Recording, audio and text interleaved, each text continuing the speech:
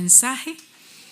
Abramos nuestros corazones, nuestros oídos atentos y en este tiempo de Dios escuchemos su voz a través del mensaje que nos trae nuestro hermano Oisbel Simpson. Él con nosotros en el nombre del Señor.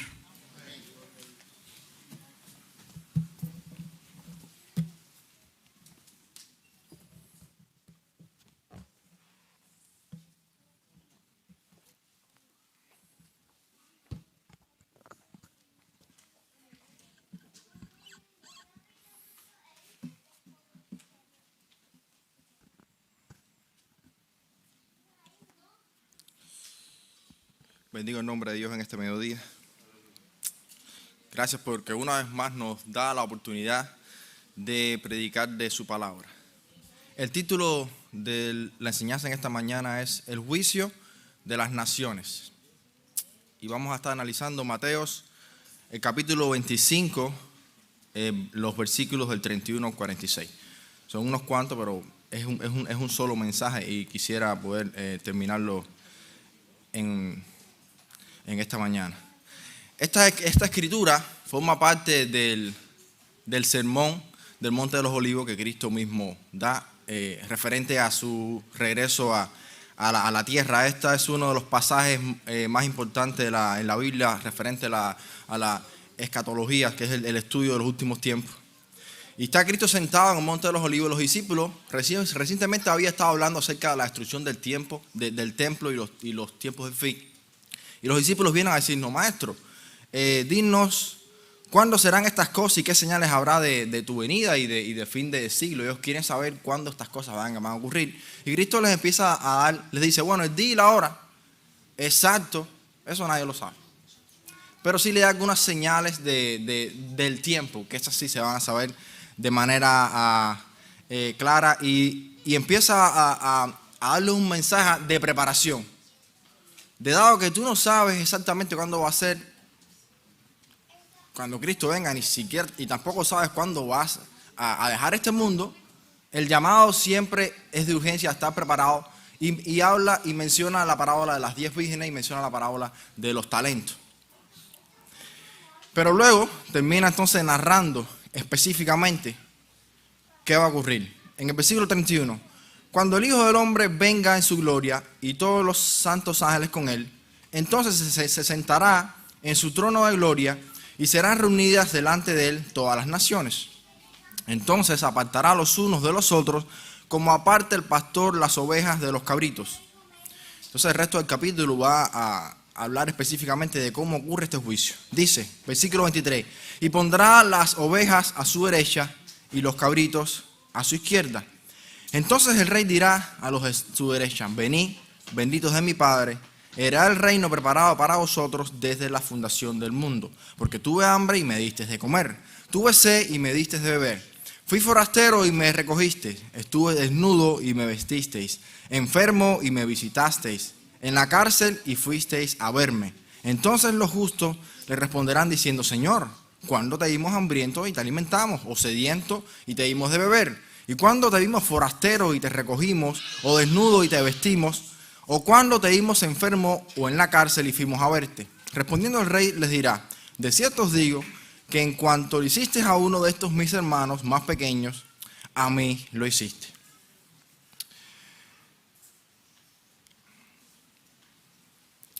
Respondiendo el rey les dirá: de cierto os digo, el versículo 41. Entonces dirá también a los de la izquierda: apartados de mí, malditos al fuego eterno preparado para el diablo y sus ángeles.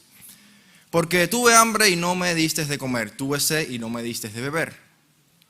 Fui forastero y no me recogisteis, estuve desnudo y no me vestisteis, enfermo y en la cárcel y no me visitasteis. Entonces también ellos le responderán diciendo: Señor, ¿cuándo te vimos hambriento, sediento, forastero, desnudo, enfermo o en la cárcel y no te servimos? Entonces le responderá diciendo: de cierto os digo que en cuanto no lo hiciste a uno de estos más pequeños, tampoco a mí lo hiciste. Y culmina: irán estos al castigo eterno y los justos a la vida eterna. Son palabras bien duras que la gente no evita oír. Y de hecho a veces inclusive nos da pena hasta hasta predicar. Esto te pone, hasta diciéndolo en la iglesia, dentro de los creyentes, se nota que la gente se pone un poco incómodo, porque son palabras bien difíciles, pero no hay manera de camuflajearlas, porque fueron palabras dichas por los labios del mismo Cristo. No hay manera de ocultarlas. Pero esto es una advertencia, si lo piensas bien, desde el punto de vista del amor, porque este mundo está en un peligro inminente. Y si tú amas a alguien, tú lo adviertes. Y por eso Cristo advierte al mundo. Si tú no te preocupas, si Dios no tuviera amor por el mundo, si Cristo no amara a las personas, no tuviera sentido advertirles. Entonces la advertencia es un resultado de su amor. Porque nos gusta mucho predicar el mensaje de amor y realmente este mensaje sí atrae a muchas personas. Pero en el Evangelio también se predica con miedo y muchas personas también entran al reino por miedo a la perdición. Así que ambas herramientas, aunque nos dé incomodidad tal vez presentarlas, es lo que dicen las escrituras. Y muchos son atraídos mediante el juicio, porque hay gente que entra de esa manera. Ahora, la gente secular oye estos mensajes y los ignora porque tienen una idea errónea de la justicia de Dios. Y una idea, o tienen como una fe ciega en sí mismo, de que su buena vida va a hacer que Dios tenga misericordia de ellos, porque ellos no son tan malos. Y que Dios va de alguna manera a pasar por alto sus errores porque es un Dios de amor.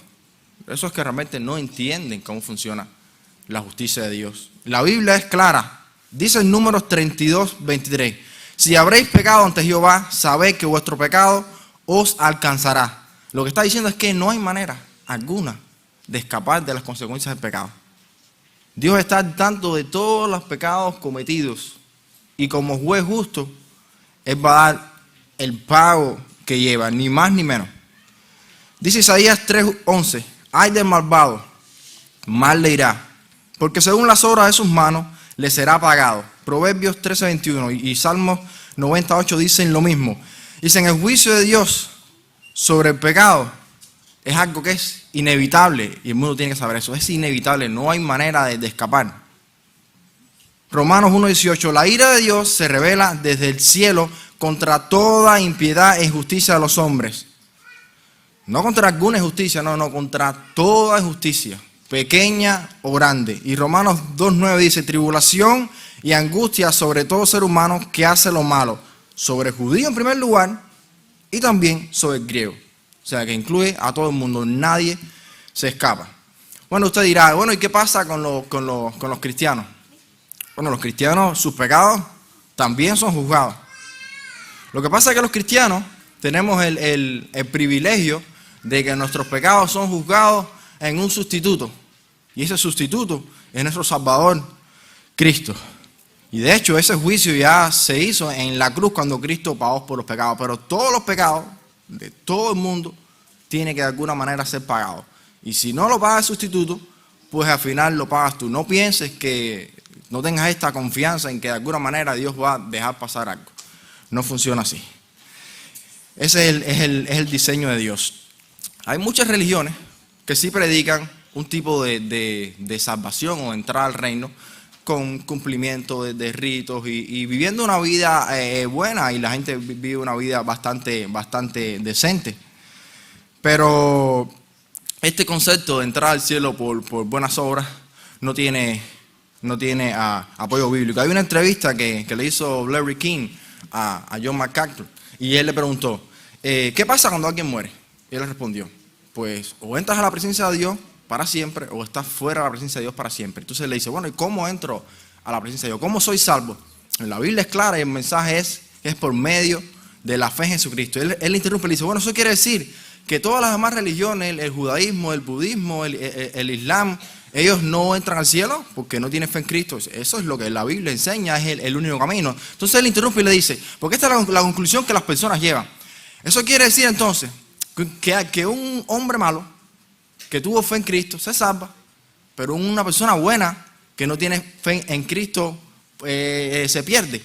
Cuando MacArthur está a punto de explicarle, ¿no?, que realmente una persona, aunque sea mala o buena, cuando entra al camino a la transformación, él le dice, no, pero entonces, si eso es así, eso no suena justo. Que uno malo por creer se salve y uno bueno por no creer, no, eso no suena justo. Y él le dice, justicia no es lo que nosotros queremos. La justicia envía a todo el mundo al infierno. Nosotros lo que queremos y lo que necesitamos es gracia. De otra manera, nos tocaría pagar por nuestro propio pecado. Y la Biblia está llena de advertencias acerca de esto desde el principio a fin, Nuevo Testamento y el Antiguo Testamento. Ahora, este juicio de Mateo se conoce como el juicio de las ovejas y los cabritos. Un capítulo o unas escrituras paralelas a estos es en Apocalipsis 20, donde explica más al detalle de que este tiempo Cristo va a establecer un reinado de 1000 años. Y Satanás va a ser atado por estos 1000 años, de manera que va a ser un tiempo de paz, de bien, y los justos van a reinar con Cristo por esos 1000 años. Entonces, en este momento, antes del reino, Cristo tiene que declarar, pero estamos hablando de que cuando Cristo viene, porque cuando entregue el 31, dice, ¿cuándo? Bueno, el día y la hora, como dijimos, no hay manera de saberlo, pero sí la temporada. En el capítulo anterior, en el capítulo 24, están los sucesos narrados de cómo de repente todo se va a poner oscuro. El sol, las estrellas, todo va a dejar de alumbrar. Dice que esto va a ser inmediatamente, capítulo 24, versículo 15, inmediatamente después de la tribulación de aquellos días, o sea, la gran tribulación que empieza después de la abominación desoladora de la que habló el profeta Daniel. O sea, luego de la tribulación, en algunos de esos días, el sol va a dejar de brillar, las estrellas van a dejar de brillar y van a ver la señal del Hijo de Dios. Y las personas ya saben que Cristo viene y empiezan a lamentar. Viene y ocurre la batalla esta del Armagedón, de Cristo en contra del anticristo y el falso profeta y sus ejércitos. Y cuando gana, entonces es que ocurre lo que estamos viendo aquí. Este es el cuándo, luego de todas estas cosas. Cuando el Hijo del Hombre, bueno, el juez aquí es el Hijo del Hombre y todos sabemos que el Hijo del Hombre es un título que se refiere a Cristo. Cristo es el título que Cristo más usa para sí mismo. De alguna manera, porque representa, cuando Cristo vino, representa su humillación, representa cómo Él realmente es hombre, vino, se humilló, es parecido a ti, te representa, te entiende. Este es un título que muestra su humillación, su encarnación. Y Cristo también lo usaba mucho, porque para no crear tanta hostilidad con los judíos. Porque imagínense todo lo que los judíos le hicieron. Imagínense si Cristo de repente empezara a decir por todos lados que era el Hijo de Dios, el Hijo de Dios. No hubiera funcionado, o se hubiera estropeado el plan de Dios. O sea, de alguna manera esto restringió un poco. Al final los judíos de todas maneras lo acusaron de que él decía que era el Hijo de Dios. Pero él se llamaba a sí mismo, se humillaba y decía que era el Hijo del Hombre. Y también era algo que funcionaba mucho para sus discípulos y sus seguidores, porque todos estaban locos porque Cristo llegara y votara a los romanos y estableciera su reino. Imagínense si él se empezaba a llamar el Hijo de Dios, eso iba como un poco que apurar las cosas. Entonces este es un título muy conveniente que él se pone, pero estamos hablando de Cristo. Dice, cuando el Hijo del Hombre venga a la tierra, viene a la tierra físicamente, los ángeles, el ángel, cuando a Cristo ascendió, le dijeron, así mismo va a ascender, él va a estar aquí igual como estuvo, va a caminar, lo vamos a ver con los hombres. Estamos hablando de una presencia física, no como el arca en el lugar santísimo, es Cristo aquí en la tierra, y se sentará en su trono de gloria. Entonces, ¿dónde va a estar este trono? ¿Dónde se va a celebrar este juicio? ¿Dónde va a ser esto? Bueno, dice Isaías que va a ser sobre el trono de David en Sión. Y Sión es la parte de Jerusalén donde David estableció su reinado y le puso por nombre Ciudad de David. Esto no es el cielo. Esto es un lugar físico. De hecho, el ángel Gabriel, cuando le anuncia a María el nacimiento de Jesús, le dice esto: el Señor Dios le dará el trono de David, su padre. Esto es algo es real, algo. El trono de David en ningún lado de la Biblia dice que está en el cielo.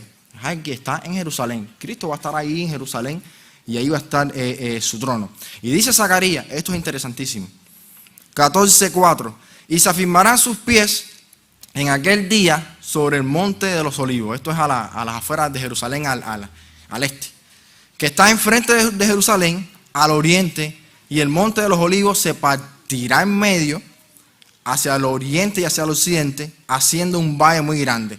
Y la mitad del monte se apartará hacia el norte y la otra mitad hacia el sur. O sea, cuando los pies de Cristo tocan el monte de los olivos, es como que maravillosamente, mágicamente, se crea un valle ahí. Todo se aparta a la derecha, izquierda, frente, y se crea un gran valle inmenso. Ahí es donde va a ocurrir. Es como que todo este valle va a abrir paso a la entrada de Jerusalén, a la entrada al templo, a la entrada al trono, a la entrada al lugar santo y lugar santísimo. Este valle Cristo lo crea de manera, y tenemos que verlo literal, porque ¿cómo vas a interpretar esto?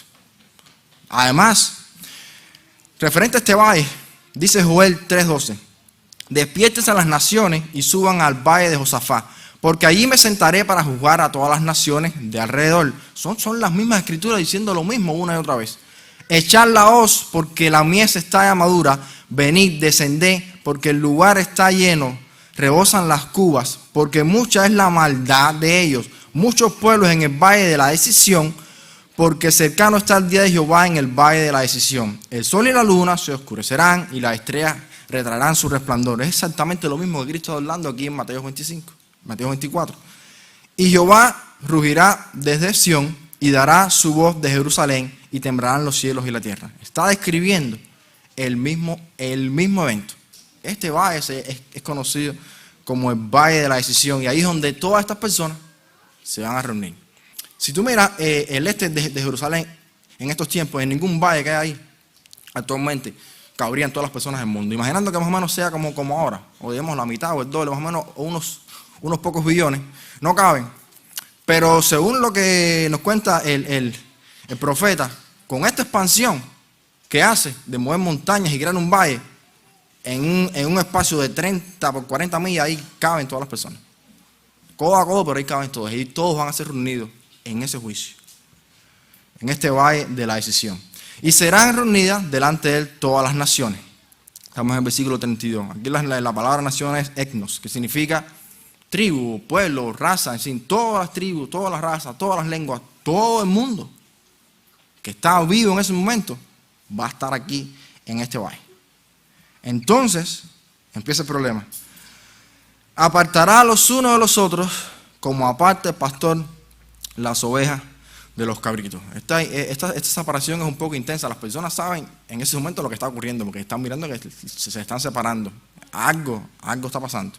Y esta analogía del pastor, de que separa el pastor las ovejas de los cabritos, es real. Los pastores separan sus rebaños a la hora de alimentar y de dormir. Es bueno que se separen porque tienen comportamientos distintos. Los cabritos son un poco rebeldes, las ovejas son más tranquilas, en fin.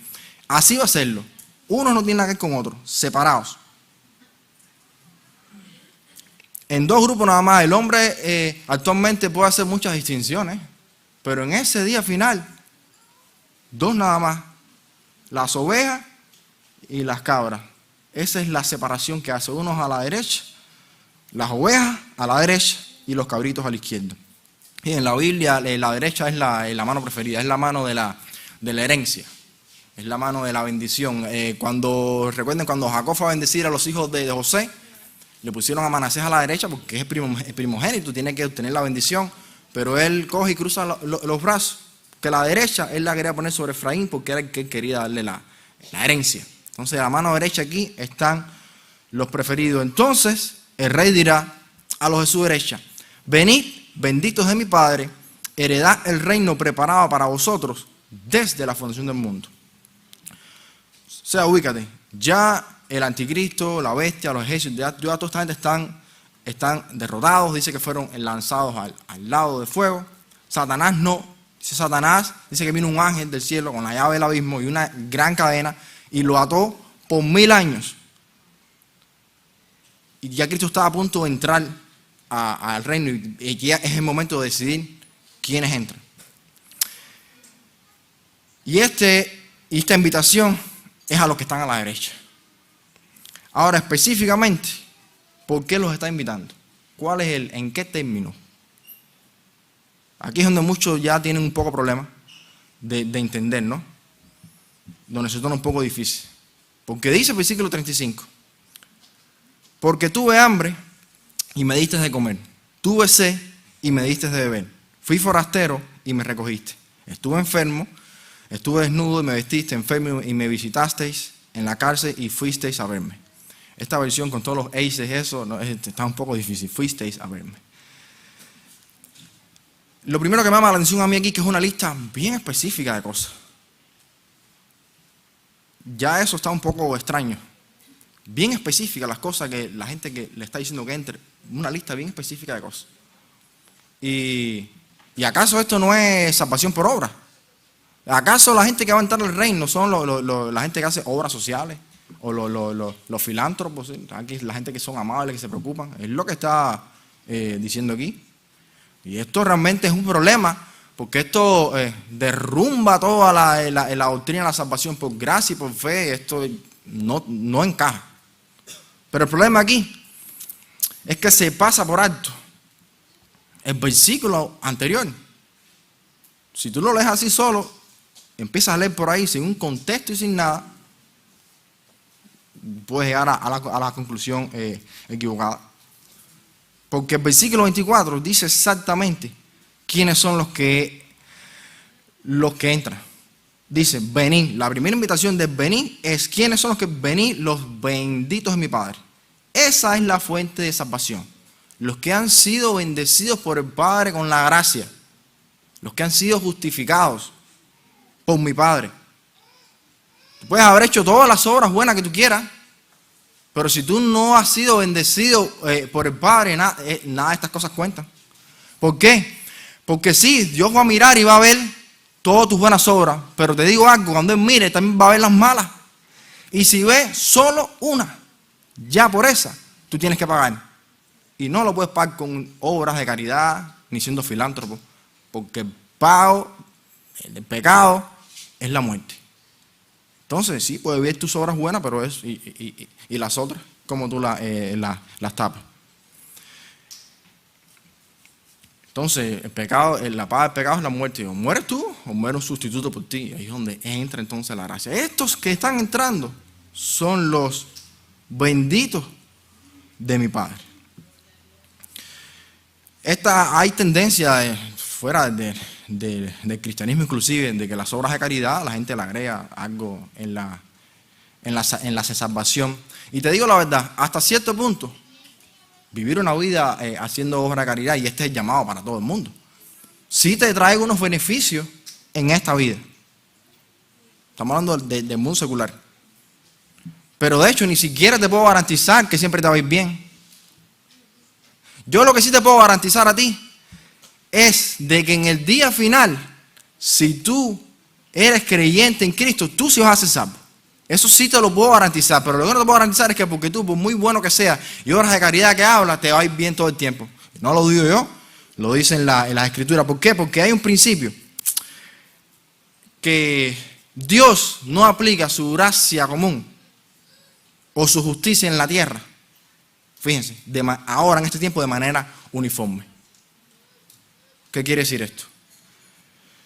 Dice Eclesiastés 7:13, mirad la obra de Dios, ¿quién podrá enderezar lo que Él torció? En el día del bien, goza del bien, y en el día de la adversidad, reflexiona. ¿Por qué?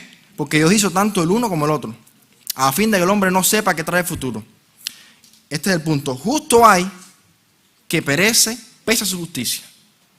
Eres justo, haces cosas buenas, pero pereces igual, te puede pasar. Y hay malvados, que esta es la parte que la gente se enoja, que pese a su maldad, alarga sus días.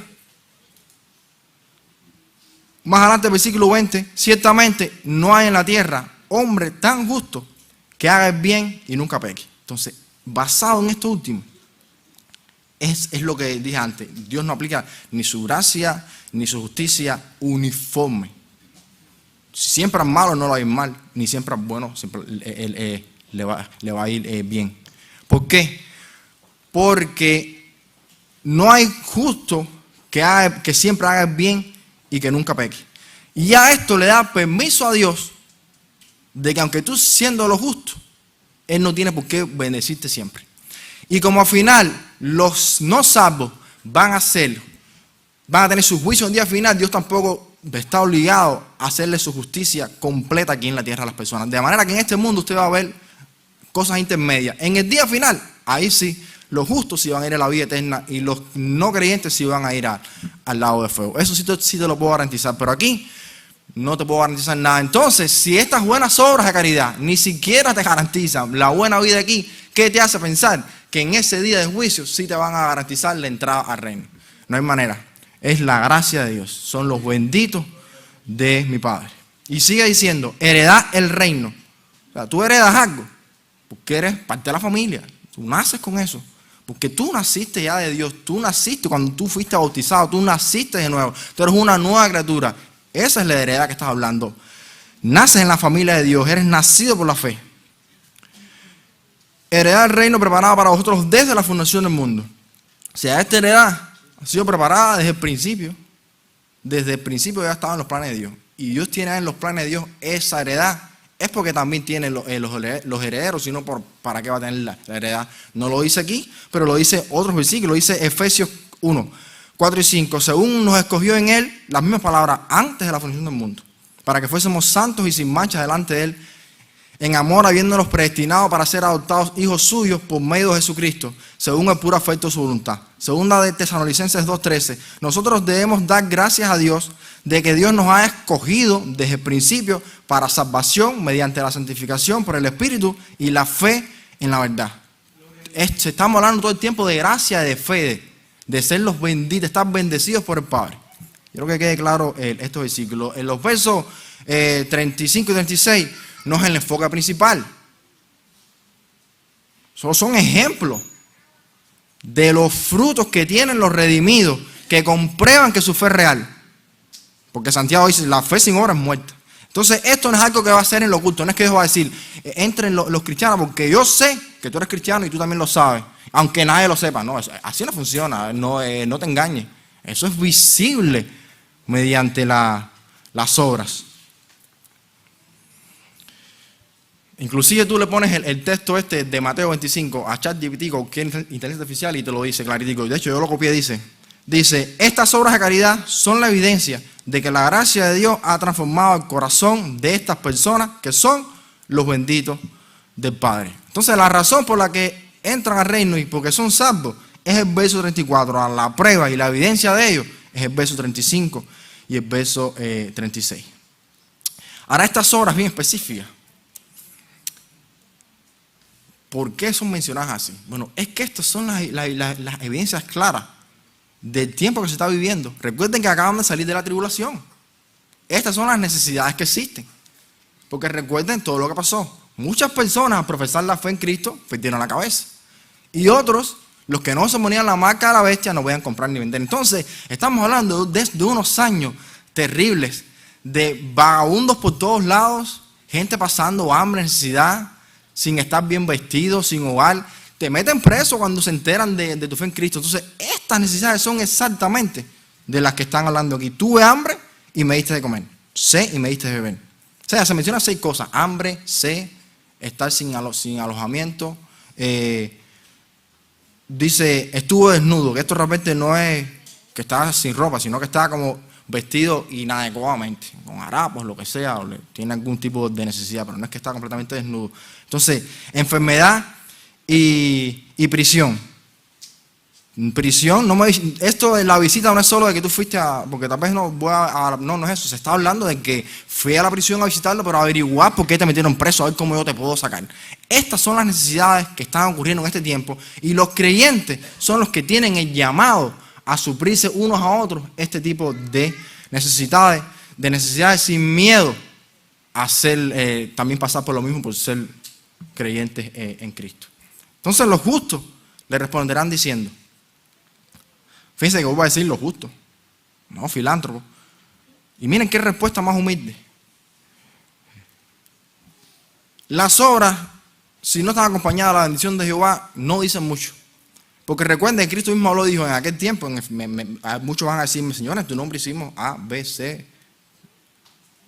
Pero Cristo dice, yo a ustedes no los conozco. Fíjense, las personas reclamándole a Dios de alguna manera que ellos son salvos, porque en tu nombre profetizamos, estamos fuera de demonios. No, eso está al revés. Estos aquí en ningún momento se mofan. Ellos humildemente, mira lo que dice. Pero, Señor, ¿cuándo? ¿Cuándo te vimos hambriento y te alimentamos, o sediento y te dimos de beber? ¿Y cuándo te vimos forastero y te recogimos, o desnudo y te vestimos? ¿O cuándo te vimos enfermo en la cárcel y fuimos a verte? ¿Cuándo nosotros fuimos tan generosos con Cristo? ¿Cuándo? Ellos están, ¿de qué me estás hablando?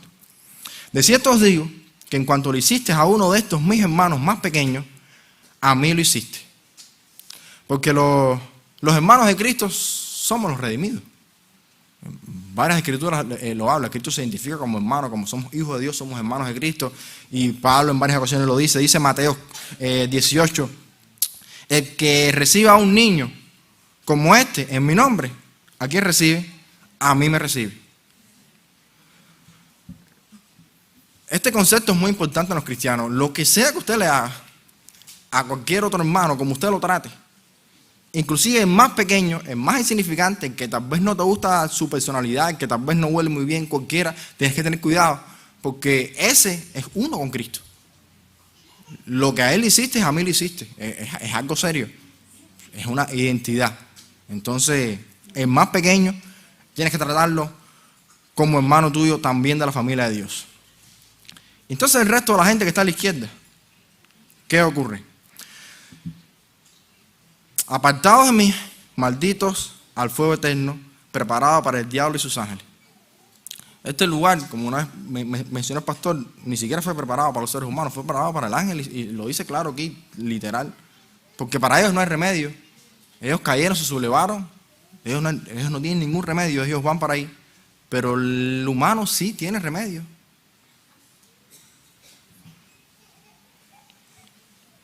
Tuve hambre y no me diste de comer. Tuve sed y no me diste de beber. Fui forastero, no me recogiste. Estuve desnudo y no me visitaste. Enfermo y en la cárcel y no me visitaste. Estas personas de este tiempo, fíjense, esta gente que se están quejando, porque ellos van a decir, no, ¿cuándo hicimos estas cosas? Hay personas en el mundo que usted le dice acerca de su espiritual, le dice, no, yo me voy por el infierno. En fin, ellos no tienen duda ninguna. Ellos no les interesa. Aquí estamos hablando de personas que de alguna manera están como en el medio. Y estos aquí, a no ser verdaderos creyentes, por miedo a ser identificados como cristianos, ellos no ayudaron. Pero ellos igual se quejan. Ellos dicen, pero ven acá, ¿y cuándo nosotros te dimos a ti? En fin, nosotros sabemos que tú estás ahora aquí, pero sí, ya parece que estabas por aquí antes. Pero ¿y dónde tú estabas? No. ¿Cuándo te dimos hambriento y cuándo enfermo, desnudo y a ti no te servimos Cristo? No, es que no se trata de eso. Como que si hubiéramos sabido dónde estabas tú, el rey, nosotros sí te hubiéramos ayudado a ti. No es así. Es que estamos hablando de que no mostraron amor por mis hermanos. No hicieron nada. Y eso demuestra el corazón de ustedes. Eso demuestra realmente que no son creyentes. Ahí está la prueba real. No es que yo lo sé, es que es evidente. Fíjense que el tema de la salvación siempre es por lo que no hacen. No hay nada que usted pueda hacer que lo descalifique. O que usted hizo algo. Hay personas que no quieren venir a la iglesia, no quieren ser bautizados o convertirse, o inclusive orar a Dios porque han hecho cosas muy malas. Eso, la Biblia nunca dice que eso sea. No es por lo que tú no haces, o sea, no es por lo que tú haces en esta vida. El problema es lo que tú no haces. Aquí se lo está diciendo, ustedes no hicieron eso. Y en la parábola que se menciona antes, de las 5 vírgenes que no entraron, ¿qué cosas tan malvadas hicieron ellas? Ellos habla de que eran inmorales o de que hicieron alguna maldad. No, es lo que no hicieron, es lo que no tenían el aceite. Y con los talentos fue igual. Es que no hiciste nada, es que lo escondiste. No es lo que hace, porque todo tiene solución. El problema es lo que no haces, lo que no tienes, que no crees, que no tienes fe, es que no te arrepientes. Eso es lo que el problema de las personas, el no haber creído en el mensaje de salvación. Es la ausencia del amor de Dios. Estos irán al castigo eterno y los justos a la vida eterna. ¿Cómo van a morir estas personas? Bueno, lo dice, lo profetiza el mismo Zacarías, hablando de la división, y esto dice, luego de explicarlo de la llanura y qué sé yo, él dice, en verso 12, Zacarías 14, 12, esta será la plaga con que herirá Jehová a todos los pueblos que pelearon contra Jerusalén. Su carne se corromperá cuando aún estén con vida, se les consumirán las cuencas de sus ojos y la lengua se les deshará en la boca. Simplemente esas personas van a simplemente dejar de desaparecer, como Thanos en Marvel. Es literal, todas estas cosas son literales. Un lenguaje bien claro, simplemente esas personas ya se desaparecen y ya van al castigo eterno. Entonces, este mensaje del fin y del juicio de Dios siempre ha sido predicado por la iglesia, se ha predicado en todos los tiempos. No aquí solo en Mateo habla de esto. Es que esto desde Enoc, el séptimo Adán, dice Judas 14, que él profetizó y dijo, he aquí vino el Señor con sus santas decenas de millares para hacer juicio contra todos y dejar convictos a todos los impíos. Esto se sabe desde el principio, este mensaje desde el principio de los tiempos, es el mismo, mirando a ese día.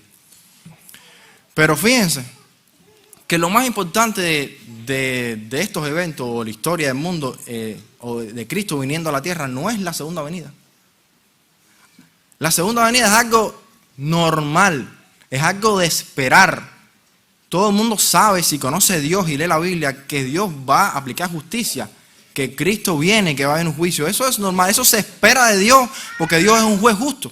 Que Cristo venga, eso no es sorpresa ninguna, Él viene, eso tenlo por seguro. Lo que sí es sorprendente, lo que sí es maravilloso, lo que sí es un milagro es la primera vez que vino. Esa vez, eso sí es lo que no se entiende. ¿Cómo es posible que Cristo haya venido a salvar a los pecadores que merecen ir a la perdición? Entonces, ese es el enfoque realmente de nosotros en esta mañana, porque juzgar es algo inherente, es normal. Pero salvar criaturas que no merecen salvación, eso sí es increíble. Fíjense que cuando los ángeles y Satanás pecaron, Dios no tuvo misericordia. Y está bien, eso es lo de esperar. Los castigó. Eso es lo que toca. Dice en Apocalipsis 6 que la gente se va a esconder y decir a los montes y a las peñas, caer sobre nosotros y escondernos del rostro del que está sentado en el trono y de la ira del Cordero, porque el gran día de su ira ha llegado. Ese día va a llegar. Ese día va a llegar. Este mundo es como un avión que está a punto de estrellarse. Las personas pueden estar sentadas adentro, ignorando, también no están mirando por la ventana, no están oyendo los avisos de las aeromosas y todo. El piloto diciendo se va a estrellar, el mensaje de salvación. La única manera de salvarse de un avión que se va a estrellar es en un paracaídas. No, ¿alguna otra? Es eso. Y el paracaídas es el mensaje de salvación, es la fe en Cristo. La única manera que tú te puedes salvar de este avión, de este mundo que va a la perdición, es mediante la fe en Cristo. Cuando Cristo venga, sea en tu vida o en tu muerte, ya va a ser demasiado tarde y ya la puerta va a estar cerrada. Entonces, el mensaje es que quiera Dios y todos aquí seamos de los que cantemos, como dice esa alabanza, un día Él regresará. En su presencia voy a estar. Y sin mancha, ante Él vendré justificado por la fe. Dios te bendiga.